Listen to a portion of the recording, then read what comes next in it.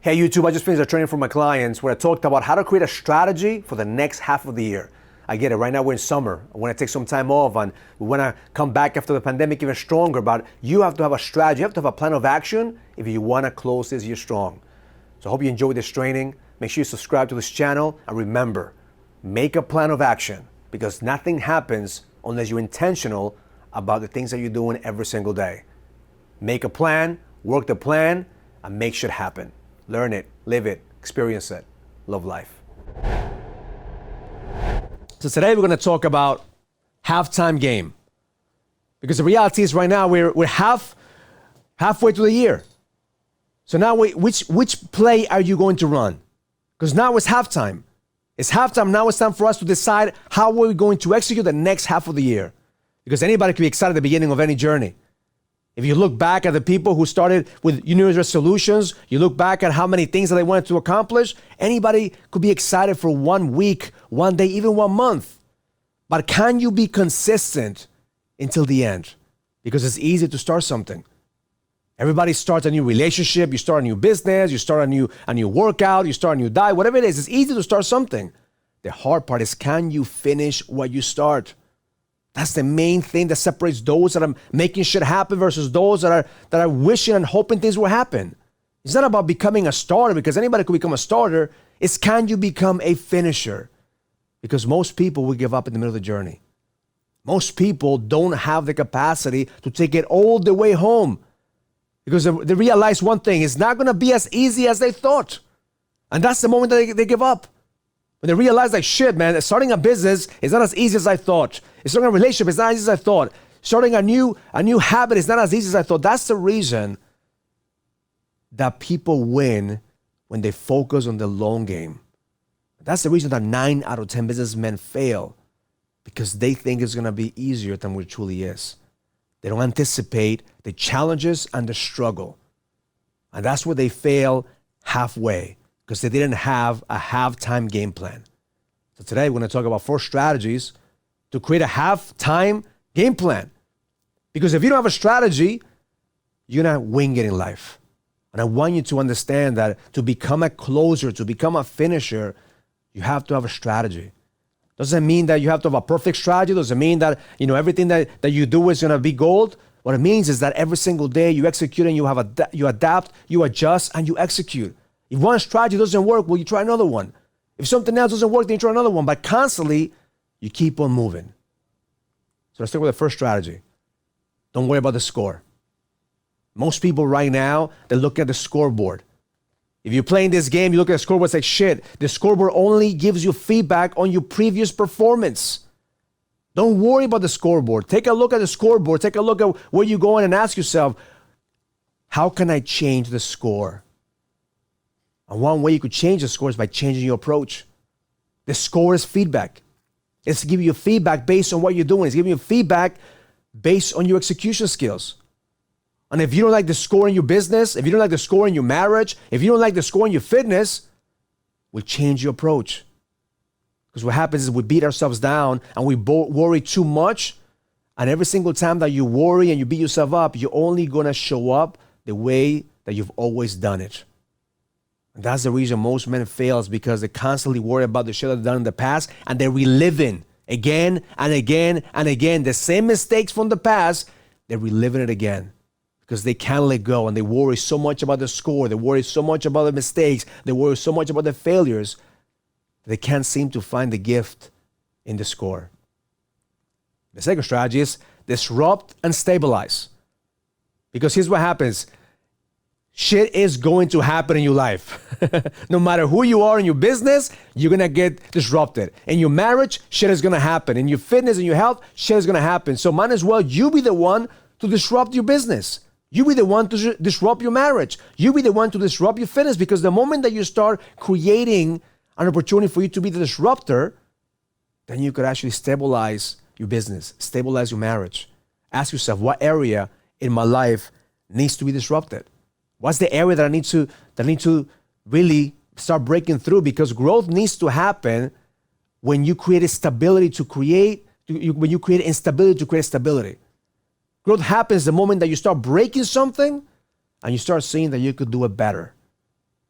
Nothing happens unless there is instability. But the moment that you create instability, then you could start to stabilize. I'm not saying go around there and break shit in your business, break shit in your marriage. No.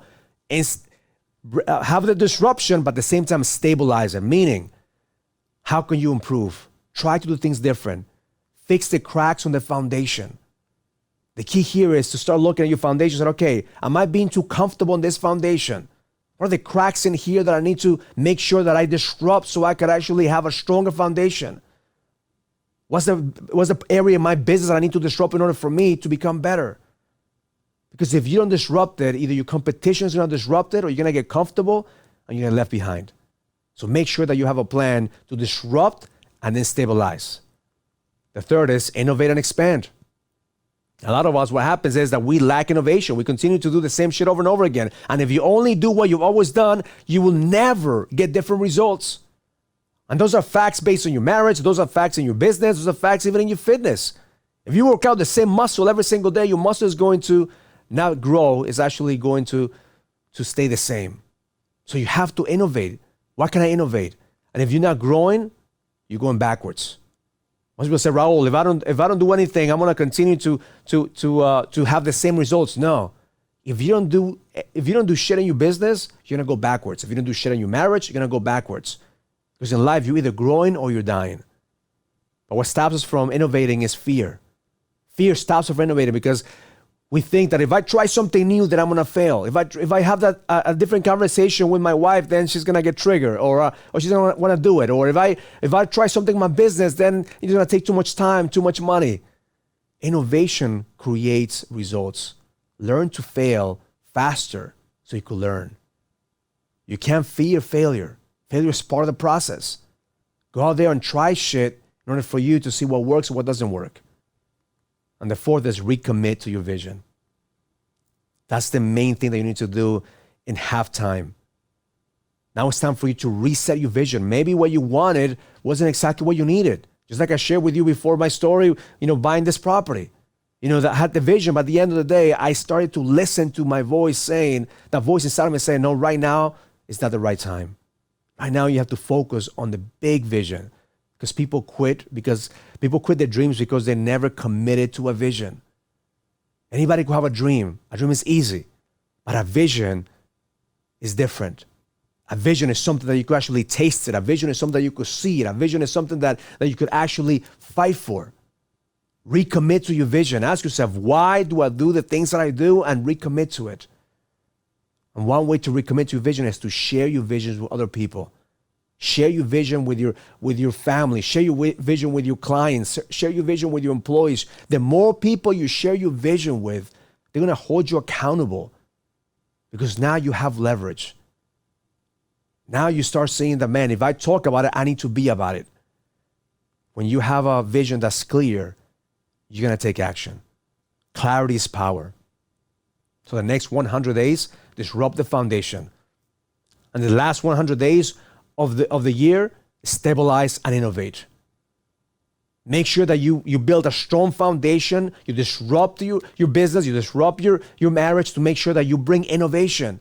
And then you stabilize it. We will procrastinate until we suffer the consequences. Most people don't have a strategy. Most people don't have a game plan because we're constantly procrastinating. We want to put off things until tomorrow, one day. And the moment that you start focusing on the one day never comes. One day never gets here. Why? Because you were not committed. You were not committed to the consequences. So there's 3 questions that I want you to ask yourself that's going to get you to commit to the consequence. Number 1 is, who will suffer if I don't do this? Who will suffer if I don't commit, if I don't have a vision? Who will suffer if I don't build a strong foundation? Who will suffer if I don't put in the work? Who will suffer if I don't lead? If you ask yourself that question every single day, it's going to give you the opportunity for you to call yourself out in the shit that you're doing. Because if we make it about ourselves, we're always going to procrastinate, but you will do more for other people than you're willing to do for yourself. So that's one question. Who will suffer if I don't do this? The second question is, who am I becoming if I don't do this? If I don't commit to this vision, if I don't commit to taking action, if I don't commit to continue to move forward, if I don't commit to learn how to fail, if I don't commit to be able to not to look at the score, who am I becoming? And the moment you start answering those questions, you realize that, man, you're becoming a victim. You're becoming a procrastinator. You're becoming the guy that you probably never wanted to become. Because inaction creates results. Every single time that you're not taking action, every single time that you procrastinate, every single time that you're just dwelling in the one day, you're becoming somebody. Ask yourself, who am I becoming if I don't do this? The third question is, will this make a difference 10 years from now? If I focus on this strategy, if I focus on this in this process, if I continue to innovate, if I continue to strengthen my foundation, if I continue to put in the work, will it make a difference 10 years from now? Because that's the long game. You have to ask yourself, who will you become 10 years from now? A decade is a great way for us to look at our legacy. Anybody get excited at the beginning of the year? Should anybody get excited for 1 year even? But can you get excited about where you go in the next decade? Can you focus on who you're becoming? Imagine if every single day you're chipping away at who you're not to make sure that you're rebuilding yourself from the ground up. And if shit happens, you know how to adapt, you know how to adjust, and you know how to execute. You realize you're not broken. You realize that you're breaking through. That every single day you're becoming the man that you were destined to be. Because if you want better results in your life, you have to ask better questions. Everything is created by questions. Everything is created by your word. That's the moment that you realize that you become a co-creator, the moment where you're speaking things into existence. At the end, you have to measure your results. At the end, you have to put on a piece of paper, and every single day, look at a piece of paper and say, how am I doing in getting closer to this vision?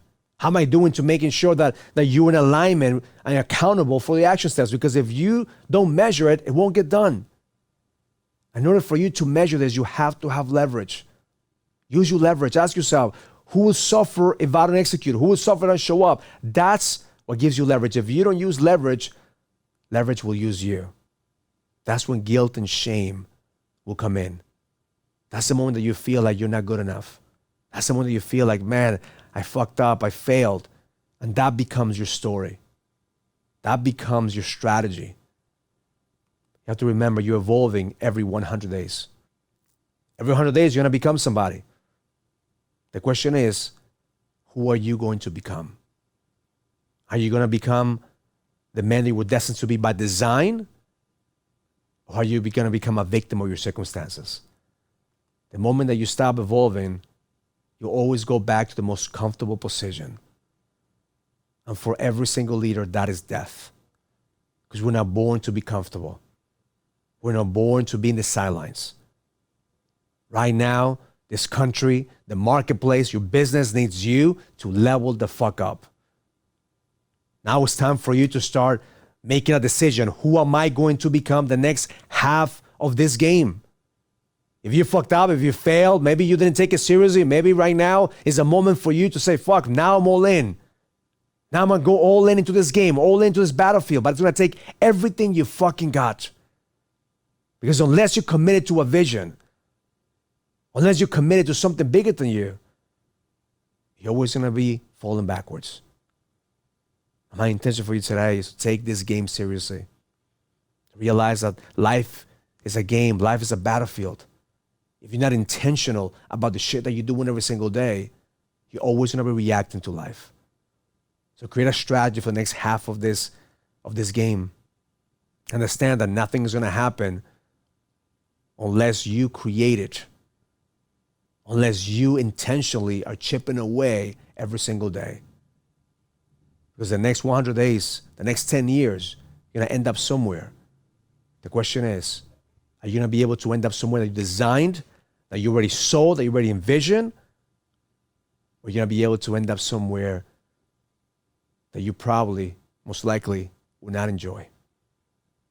Because most victims, most people who are broken men, they always are the victims of their circumstances, not the creators of their destiny.